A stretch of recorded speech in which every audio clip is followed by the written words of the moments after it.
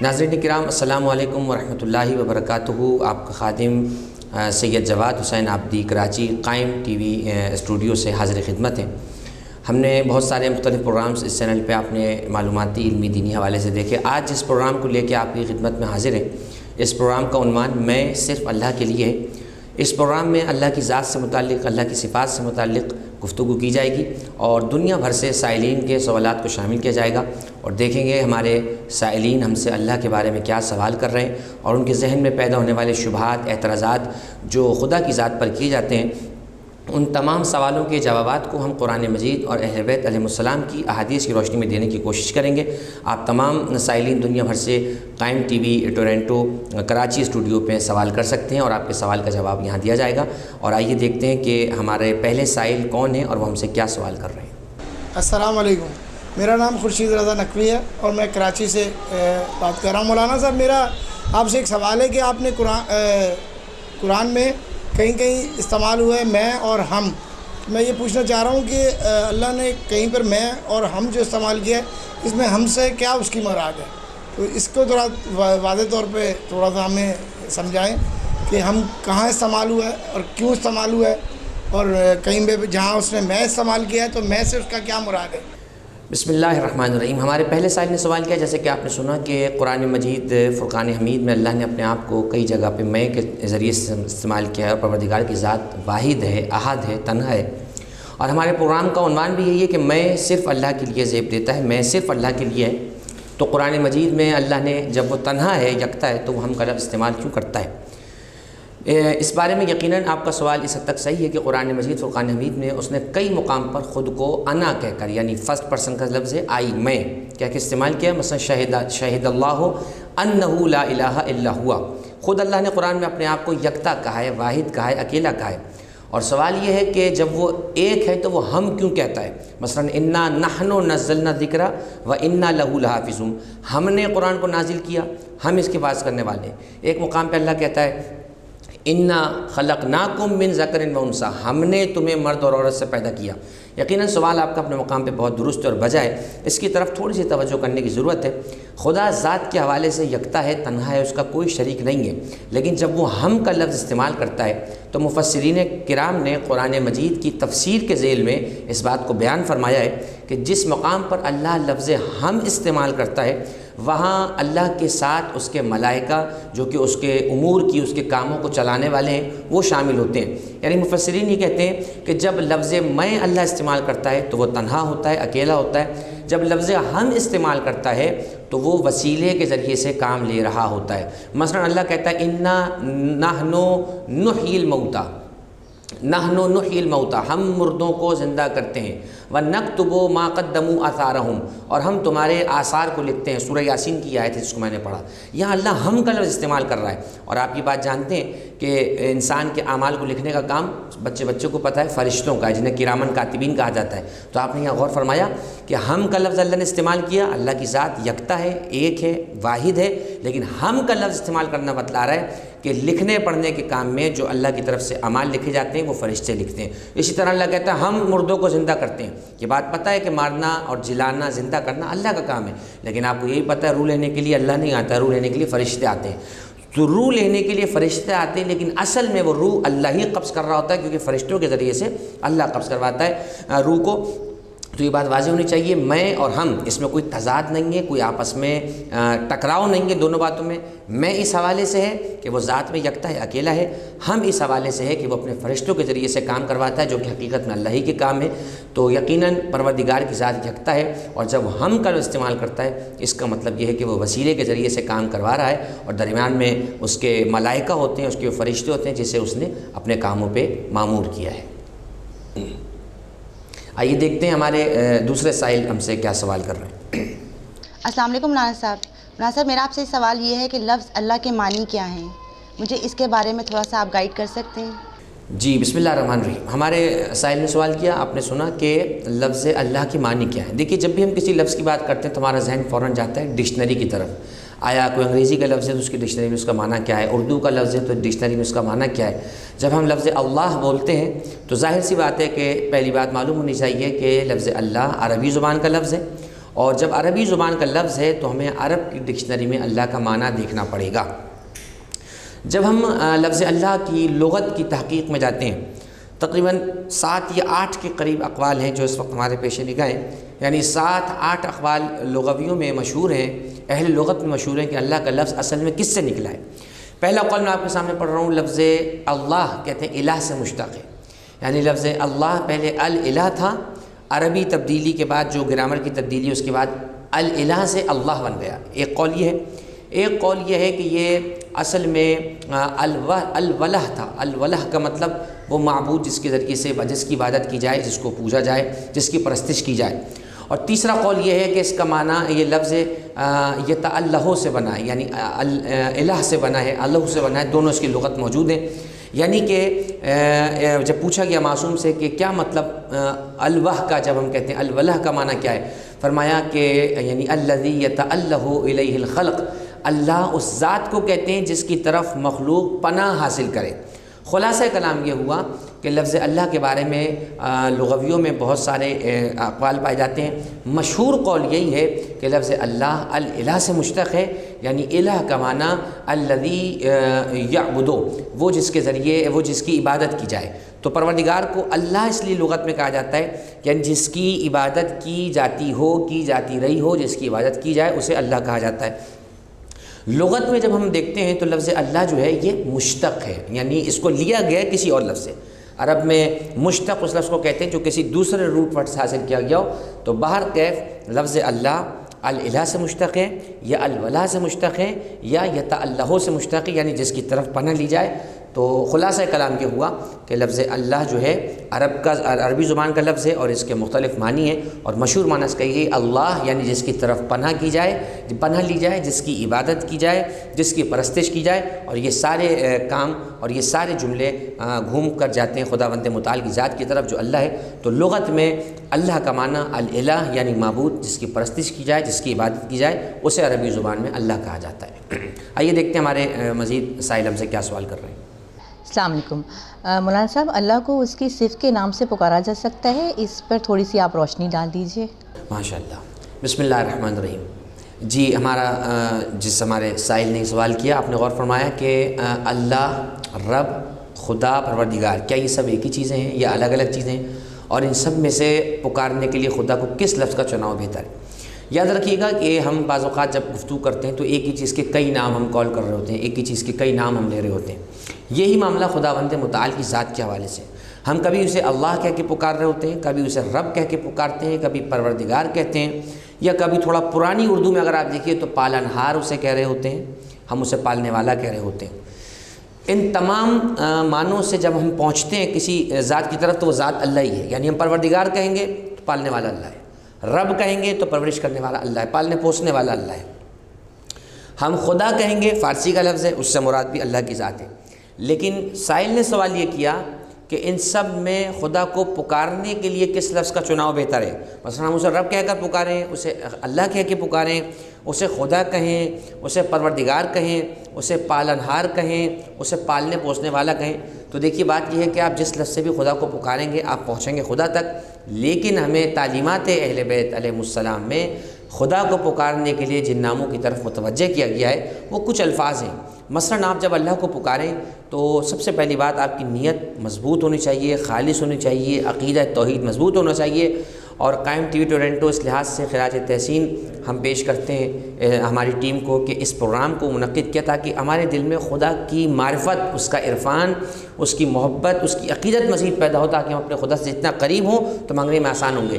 تو ہم خدا کو رب بھی کہہ سکتے ہیں، پروردگار بھی کہہ سکتے ہیں، لیکن بہتر یہ ہے کہ جو طریقہ ائمہ اہل بیت نے بتایا ہے، یعنی کہ ہم دعاؤں میں اللہ کہہ کر اسے پکاریں، ہم اسے اللہم کہہ کے پکاریں، ہم اسے یا رب کہہ کر پکاریں۔ آپ دعائے کامل میں پڑھتے ہیں تو دعائے کامل لفظ امیر المومنین فرماتے ہیں یا رب یا رب یا رب۔ مجھے ایک روایت یاد آ رہی ہے، اصول کافی کی روایت جس سے کتاب الدعا میں شیخ محمد یعقوب قلینی نے لکھا، وہ فرماتے ہیں کہ امام نے ارشاد فرمایا جب بھی تم دعا مانگنے بیٹھو 3 مرتبہ پہلے کہو یا رب یا رب یا رب، اے میرے رب اے میرے رب اے میرے رب۔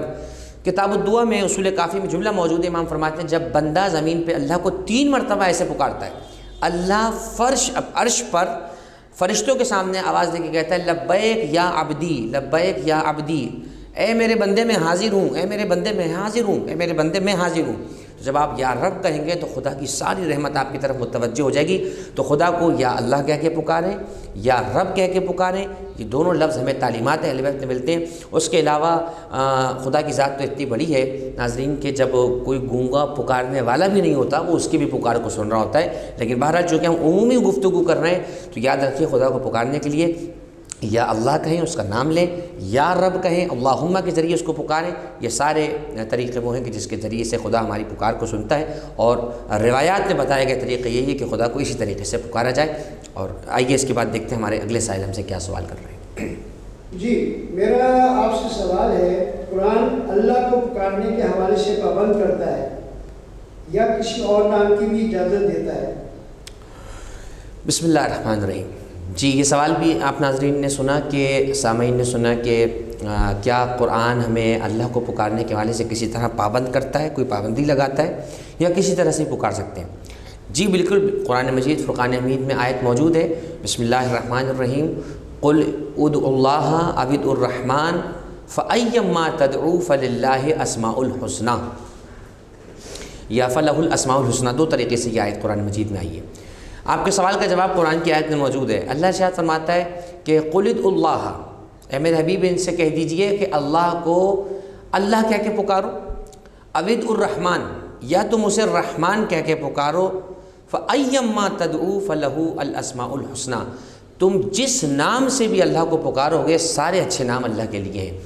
تو جواب یہ ہوا کہ جب اللہ کو آپ پکاریں، جیسا کہ ہم نے ابھی کچھ دیر پہلے عرض کیا سائل کے جواب میں کہ اللہ کو اللہ کہہ کے پکاریں، اللہ کی رحمت آپ کی طرف متوجہ ہوتی ہے، یا آپ رحمان کہہ کے پکاریں، رحمان اس کا اس میں صفت ہے، آپ رحیم کہہ کے پکاریں، آپ اسے علی العظیم کہہ کے پکاریں، آپ اسے ملک کہیں، قدوس کہیں، جس نام سے بھی اس کے صفاتی نام سے آپ اسے پکاریں گے خدا کی رحمت آپ کی طرف متوجہ ہوگی۔ پابندی صرف اس حوالے سے ہے کہ جو تفصیل قرآن اور اہل بیت علیہ السلام کے حوالے سے بتائی گئی ہے اس کو آپ فالو کریں۔ مثلا جیسے آیت میں کہا گیا اسے اللہ کہہ کے پکاریں، اسے رب کہہ کے پکاریں، اسے یا رحمان کہہ کے پکاریں۔ اور میں ایک جملہ آپ کے سوال کے جواب میں مزید ایڈ کر دوں کہ جب آپ خدا کو پکارتے ہیں تو پکارنے کے کچھ آداب ہیں۔ مثلا آپ رزق کے لیے دعا کر رہے ہیں تو آپ کہیں یا اللہ ہو یا رازق ہو، یا اللہ ہو یا رازق ہو۔ آپ اولاد کے لیے دعا کر رہے ہیں آپ کہیں یا اللہ ہو یا خالق ہو، یا اللہ ہو یا خالق ہو۔ آپ دشمن پر غلبہ حاصل کرنے کے لیے دعا کر رہے ہیں آپ کہیں یا اللہ ہو یا قاہر ہو، یا اللہ ہو یا قاہر ہو۔ تو یاد رکھیے جس طرح کا آپ کا مسئلہ ہے، آپ اگر اس صفاتی نام سے خدا کو پکاریں گے تو علماء فرماتے ہیں کہ خدا کی رحمت مزید بہت جلد آپ کی طرف متوجہ ہوگی اور آپ کا مسئلہ آسان ہو جائے گا۔ تو ایسی کوئی خاص پابندی نہیں ہے بہرحال، لیکن اللہ کے نام کو اللہ کے ذریعے سے پکاریے یا اس کے صفاتی ناموں کے ذریعے سے پکاریے تاکہ ہم اہل بیت کی بتائے ہوئے طریقے سے باہر نہ جائیں۔ ناظرین اس کے ساتھ ہم ایک بریک کی طرف چلتے ہیں، بریک کے بعد آتے ہیں، پھر دیکھتے ہیں ہم سے کیا سوال کیا جا رہا ہے۔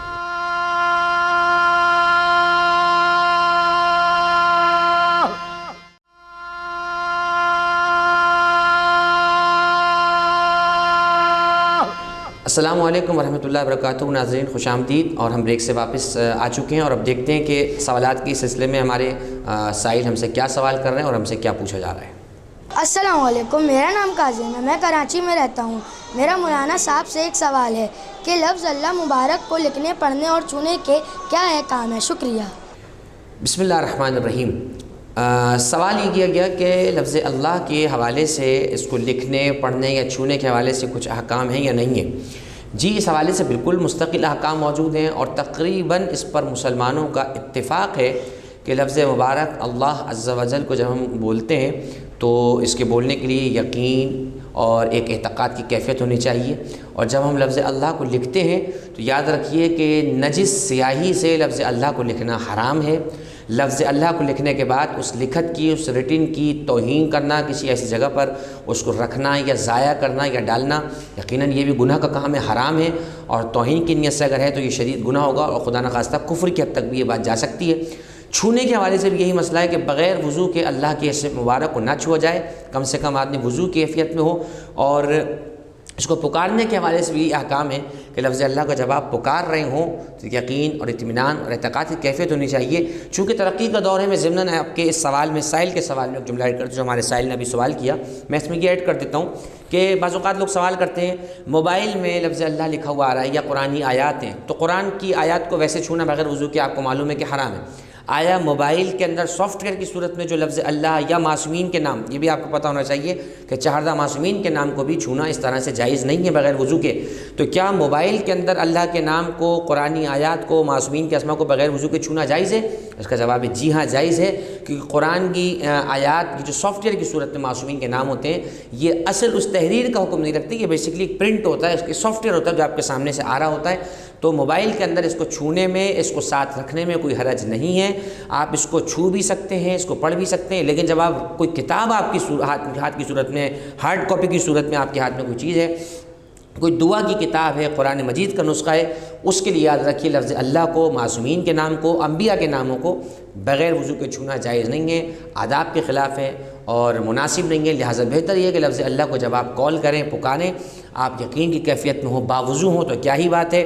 اور اللہ کے نام کو بغیر وضو کے چھونا کسی صورت بھی جائز نہیں ہے. لہٰذا اس کے لکھنے پڑھنے کے جو احکام ہیں اللہ کے حوالے سے، اس کو مستقل طور پہ فالو کریں تاکہ اس کی مزید برکتوں کو ہم حاصل کریں اور ہمارے تمام دنیا بھر کے معاملات آسان ہوتے چلے جائیں. جی ناظرین، آئیے دیکھتے ہیں مزید اس عنوان کے حوالے سے ہمارے سائلین ہم سے کیا سوال کرنا چاہتے ہیں. السلام علیکم مولانا صاحب، میرا آپ سے سوال ہے کہ اللہ تعالیٰ لفظ ہے، لفظ اللہ تعالیٰ نام ہے، ذات ہے، صفت ہے، اس میں فرق بتائیں. بسم اللہ الرحمن الرحیم. سوال یہ کیا گیا ہمارے سائل کی طرف سے کہ اللہ، رحمان، رحیم یہ سب اس کے نام ہیں، تو پھر اس میں سے کسی نام سے بھی اسے پکارنا صحیح ہے یا، اور لفظ اللہ کی جامعیت کیا ہے، کیوں لفظ اللہ پر زور دیا گیا ہے؟ تو یاد رکھیے رحمان، رحیم، میں نے ابھی عرض کیا اس سے پہلے پیشتہ سوال جو تھا کہ یہ تمام اس کے ذات صفات ہیں، اس کی صفات کے نام ہیں. مطلب وہ رحمان ہے، صفت کرنے والا ہے، آپ جانتے ہیں رحم کرنا ہے، خوبی ہے، ایک ایڈجیکٹو ہے، خوبی ہے کسی شخص کی.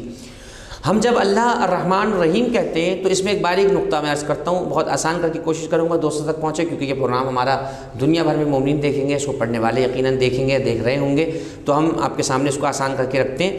دیکھیے جب ہم کہتے ہیں نا اللہ رحمان ہے، رحمان کے اگینسٹ ایک لفظ ہم بولتے ہیں ورڈ اپوزٹ، جیسے آپ جانتے ہیں الفاظ اور جب ہم رحمان کہتے ہیں تو ایک معنی سمجھ میں آتا ہے یعنی رحم نہ کرنے والا. یاد رکھیے جب ہم رحمان کہتے ہیں نا اللہ کی صفت ہے، تو ایک باریک نقطہ علماء نے لکھا، مثلاً حق الیقین ہماری یہ کتاب ہے، علامہ سید عبداللہ شبر ہمارے ایک عالم دین گزرے، وہ کہتے ہیں کہ جب ہم کہتے ہیں نا اللہ کی صفات رحمان، رحیم، ملک، قدوس وغیرہ، تو یہ بیسیکلی ہم اس کی صفات کو بیان نہیں کر رہے ہیں، کیونکہ کائنات میں کوئی انسان سوائے معصومین کے اتنی کیپیبلٹی نہیں رکھتا کہ وہ اللہ کی کما حقہ تعریف بیان کر سکے. تو سوال آپ کے ذہن میں آ رہا ہوگا مولانا ابھی تو آپ کہہ رہے تھے کہ اللہ کی صفات ہے رحمان اور رحیم، اب آپ کہہ رہے ہیں کہ صفات اس کی بیان کوئی کر ہی نہیں سکتا. تو اس نقطے کو علماء نے یہ کہہ کے بیان کیا، ہم جب رحمان کہہ رہے ہوتے نا تو اس کا مطلب یہ نہیں ہے کہ رحمان کہہ کے ہم نے اس رحمان کی وسعت کو سمجھا دیا. مثلا میں آپ سے کہوں اللہ رحمان ہے، کیا مجھے اور آپ کو سمجھ میں آ رہا ہے تو کتنا رحمان ہے، کتنا رحم کرنے والا ہے؟ یقیناً ہمیں سمجھ میں نہیں آ رہا. علامہ سید عبداللہ شبر اپنی کتاب حق الیقین میں کہتے ہیں رحمان کہنے کا مطلب یہ نہیں ہے کہ آپ نے اس کی رحمانیت کو ڈسکرائب کر دیا، بیان کر دیا، نہیں. رحمان کہنے کا مطلب صرف یہ ہے کہ ہم اس کے ظالم نہ ہونے کا انکار کر رہے ہیں، کہ وہ ظالم نہیں ہے، ہم اس بات کا انکار کر رہے ہیں. تو جب ہم رحمان کہہ رہے ہیں اس کا مطلب وہ ظالم نہیں ہے، جب ہم رحیم کہہ رہے ہیں اس کا مطلب وہ ظلم نہیں کرتا. تو یاد رکھیے کہ اس کی صفات اپنے مقام پہ الگ ہیں. لفظ اللہ میں جامعیت اس لیے جب ہم رحمان کہیں گے تو رحیم کا معنی نہیں آئے گا، جب ہم علیم کہیں گے تو قادر کا معنی نہیں آئے گا، لیکن جب ہم اللہ کہیں گے تو اس میں رحمان بھی آ جائے گا، رحیم بھی آ جائے گا، علی بھی آ جائے گا، عظیم بھی آ جائے گا. تو جب بھی خدا کو پکاریں لفظ اللہ کے نام سے پکاریں، اور کوئی خاص دعا ہو تو اس کے اسماء صفات میں سے کسی بھی نام کو ساتھ رکھ کے پکاریں تاکہ خدا کی بارگاہ میں آپ کی دعا پہنچ جائے اور قبول ہو جائے. ناظرین، اسی سوال کے ساتھ ہم اپنے پروگرام کا اس سیگمنٹ میں اس ایپیسوڈ کے طور پہ اختتام کرتے ہیں، اور آپ سے گزارش ہے کہ دنیا بھر سے سوالات بھیجیں تاکہ آپ کے سوالات کو اس پروگرام میں شامل کیا جائے. انشاءاللہ اگلی قسط میں، اگلے ایپیسوڈ میں آپ کے سامنے مزید سوالوں کے ساتھ حاضر ہوں گے. جب تک کے لیے قائم ٹی وی کراچی اسٹوڈیو سے سید جواد حسین عابدی کو اجازت دیجیے. اللہ حافظ.